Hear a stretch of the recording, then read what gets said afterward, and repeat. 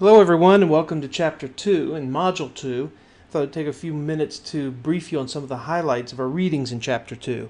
As you recall, in Chapter 1 we were introduced to the concept of ERP. This is a system that encompasses the entire organization, and because the ability to have a common database where you can share data among functions, and functions instead of utilizing individual discrete information systems packages or applications, you have one ERP system with different modules representing each function. So it gives the CEO a more holistic view of the entire organization. It can help improve strategic decisions. It can aid in collaboration. We're taking this idea a bit further and looking at the benefits of systems integration, which is a result of implementing ERP, potentially a result. First of all, you can allow different organizations, or different groups within your organization, to seamlessly communicate with one another and share data. And it's considered to be very important for organizations today. If you think about it, when you buy a product, you don't buy a piece of a product produced by one particular function of that organization. What you purchase is a result of the entire organization collaborating, from sales and marketing, through engineering, through manufacturing. So it makes sense that each of the functions within the organization should work together. Now, that being said, there's nothing wrong with a functional organization per se. Functional organizations have benefits. Going back to the dawn of civilization, functional organizations are based upon specialization of labor. You're grouping together groups of people with different specializations and letting them focus on what they do best. That's not necessarily a bad idea. And it's referred to in the text as horizontal silos. I consider them vertical because functional organizations tend to be hierarchical as well, and I combine both of them in my mind. But the text refers to horizontal silos, meaning each organization has different functions separated by planning, organizing, staffing, directing, coordinating, reporting, and budgeting.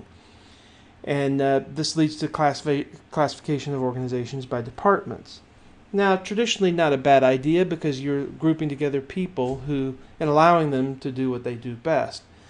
And this is what it looks like graphically. You've got each of these functions grouped together. Again, not a problem per se, but it leads to vertical silos, in that if you're in the accounting department, you tend to focus on what your boss or boss's boss wants or what your subordinate needs, and you have a certain way of doing things and a certain way of viewing the world and the market that may not foster collaboration between other departments that might be necessary to improve the overall efficiency and performance of the organization. So horizontal groupings, functional vertical silos, they're stable, but they tend to be command and control, mechanistic, vertically oriented, less able for total coordination of the entire organization. And here's kind of what it looks like in a hierarchical model of an organization. You've got functional operations, tactical management, strategic management. Problem with vertical silos and the horizontal silos in an organization is that all of the pieces don't come together really well until you get to the top of the organization with strategic management. Now, business process re-engineering is looking at what you do and what you deliver to the outside world as a series of processes, and the processes touch upon all of the different functional groups within the organization. So you're looking at what you do instead of a content view of a number of different functions and a number of different levels. Instead of looking at the organization that way, you're looking at the organization as a series of processes. Instead of who is in the organization, what level they're in, and what do they specialize in, you look at all processes required to produce the end product. And this is identifying your business processes and organizing your company around processes. And ERP systems, information systems, help you to do that. And the idea is that you cut across the silos that exist in your organization. And this view that you see in Figure 2.3 It's trying to get you a feel for how this works.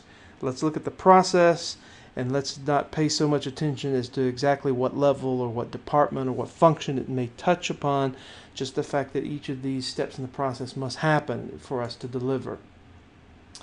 Okay, so information systems evolved over time. We discussed that in Chapter 1.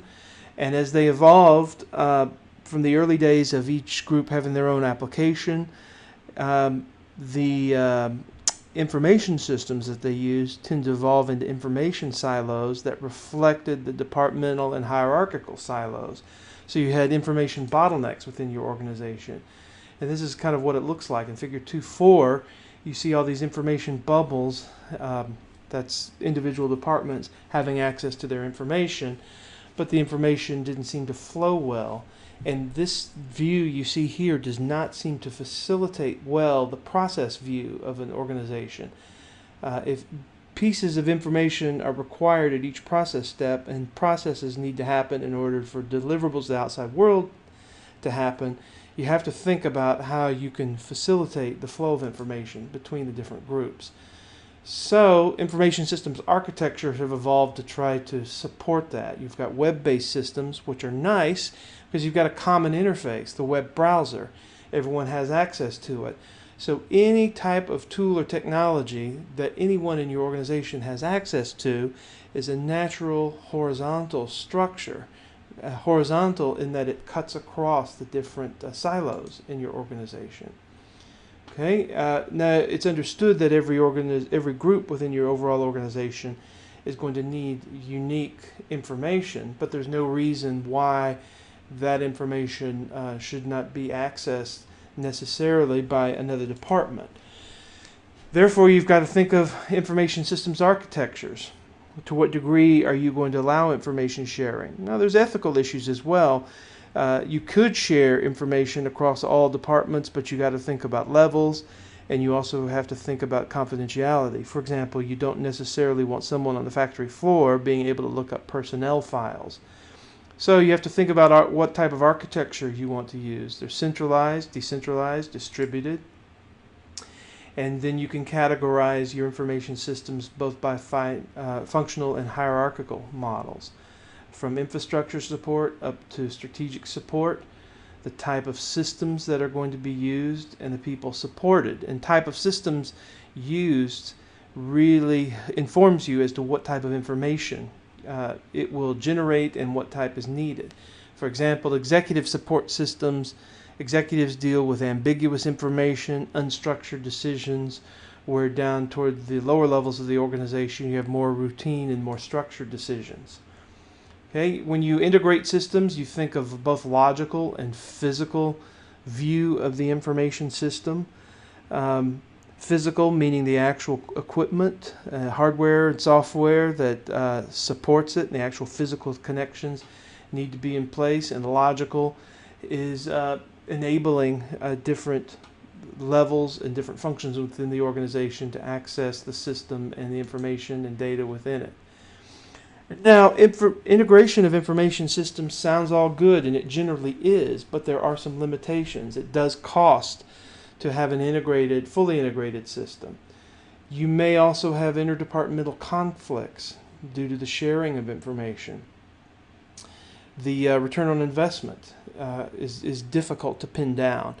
You could say, well, we need this ERP system because it helps us to sell more product, to know more about what the customer wants. You know, you can throw out all of these intangibles, but how do you attach cash flows to them and do a financial estimate of how you will really benefit? It's unclear. The costs are very clear, but the long-term return on investment may be difficult to capture. Okay. Also, you could argue that it limits your creativity if you're forced into a system and forced to follow a structured process. But on the other hand, you've got enhanced information visibility, potential of revenue and growth. So it is a powerful tool. You just have to use it well. All right. In this final slide, we see that ERP are integrated multi-module application software packages. We learned that in Module 1. They're typically commercial software packages, and they're designed to enable the organization to standardize and improve its business processes, to implement best practices. So let's think of the takeaways for this module. Okay, the traditional organization, vertically hierarchical in its structure. Everyone is grouped into different groups based on your specialization. That could be a good thing because you do what you do best, but it is not what the end customer buys. What is purchased is a product that is a piece of all the different functions collaborating together. So the idea that ERP supports is managing your system by process and moving away from a strict focus on hierarchy and function. And ERP enables you to do that, and by doing so, you set the stage for sharing information, for helping everyone, no matter what function or level you're in, understand what your role is in the process, what it is you need to do, when you need to do it, and provides you the information you need to do it. So that allows for greater efficiency, better performance, because without it, you have the tendency in silos for people to hold on to their own information or perhaps do what you think you need to do and then throw it over the wall to the next team with a minimal of collaboration. So that's a brief overview of Module 2 and Chapter 2 of the readings, and we'll see you in the discussion forums and in the course this week.